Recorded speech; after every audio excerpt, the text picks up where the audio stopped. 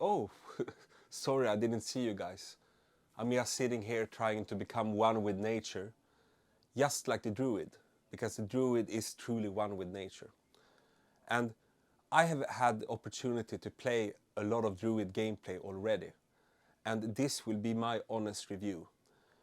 I will be the first one to say that the Druid class is designed in a very beautiful way, and there are a lot of the skills that looks stunning, to be honest. We have the Circle of Life, we have the Earthquake, we have the Fire Tornado, and it really feels like they've outdone themselves when it comes to the artwork and just the feel of the class when you play it for the first time.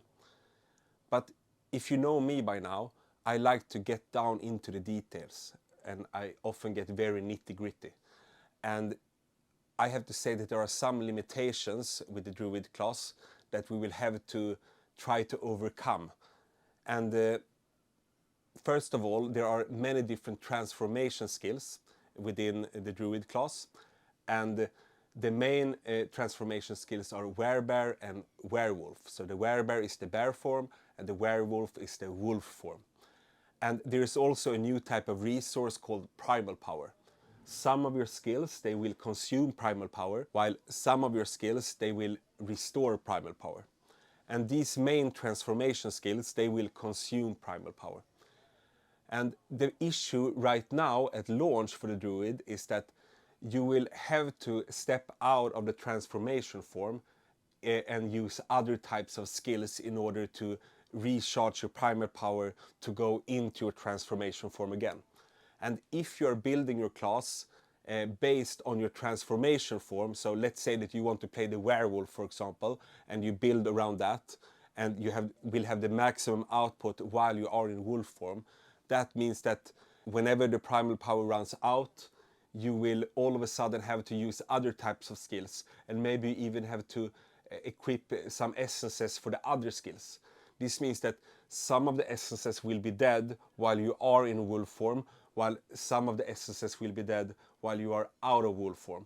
And this will, of course, become a huge hurdle. What they have done is that they have tried to make a workaround for this, because this has also been an issue for other types of transformation skills in Diablo Immortal, like the Abomination for the Blood Knight, for example. The workaround that they have done is that they have designed a lot of essences that has both an active effect and a passive effect. And the passive effect of these skills, they often work while you are also within the transformation form. For example, you have Rabid Might that will buff your damage and, more importantly, buff your HP. And that will be active even when you go into transformation form. So that's a good thing. But there are also other skills like Fire Tornado. There's a helmet that allows you to cast Fire Tornado whenever you critical hit with a primary attack. But the issue with most of these passive effects is that they are actually activated from your primary attacks. And in a lot of different types of content, we don't want to use the primary attack that much. We want to be able to move around with high mobility. And if we have to use the primary attack, we will have to stop in one location. And to me, that is a huge issue, because then we cannot run those types of builds in PvE farming, for example, in open world, or when we do terror fixes or Abyssal Verge, for example. So I hope that going forward, they will introduce more types of essences that morphs these non-transformation skills into the transformation build, so that we can actually use them even when we are in wolf form, for example. And what's also a little bit boring about these transformation forms is that there are so many skills that are beautifully designed. And when we are in the bear form or in the wolf form, most of the skills, they look kind of the same. It's a dash, you use your claws in front of you. Of course, there are some cool animations where you run very fast, but after some time it gets a little bit repetitive, and it feels like you are not really tapping into the full potential of the design of the new class. So those are the limitations that I can see going forward. And if I were to make any predictions, I believe that there might already from the get-go be very strong builds for PvP. But when we talk about PvE content, I think that the Druid will be a little bit lackluster initially. But of course, this has also been the case with the Blood Knight, for example, when it first released. At the beginning, it didn't deal a lot of damage. Then it received a lot of new essences, which bumped it up in terms of damage. But of course, the Blood Knight has not received that much love since then.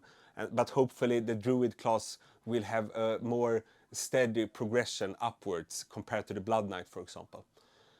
So, with that being said, I look forward to the Druid class. There are some mechanics that I think will be extra strong for PvE content, and there is a new mechanic called Smolder Seeds, which allows us to deal extra bursts of damage whenever we deal damage to a burning enemy. And there are a lot of synergies there where we can constantly reapply Smolder Seeds and then deal burn to the enemy again. And I think that this will have a huge impact on the damage output. I can also say that there are some very interesting terror fixes that might potentially be very, very strong. And I really look forward to Theorycraft further for the Druid class. When I had the chance to try out Druid, I had some tools at my disposal, but I didn't have all types of legendary gems that I want. I didn't have essence mastery. I didn't have crafting materials. There were a lot of things that were lacking from the test build that I had the opportunity to play. And that means that I have not yet been able to fully grasp the potential of the Druid class. But hopefully, over the coming days, I will be able to max my essence mastery and also find all of the new essences. And of course, I will be showing and highlighting different types of builds on my channel, and it's going to be so fun. And who knows, maybe if I'm sitting here long enough next to this beautiful plant that I'm smelling at, maybe I will turn into a werewolf or a werebear myself. Let's hope not, but if that happens, maybe I can do some real life testing as well of the new Druid class, but we will have to see about that.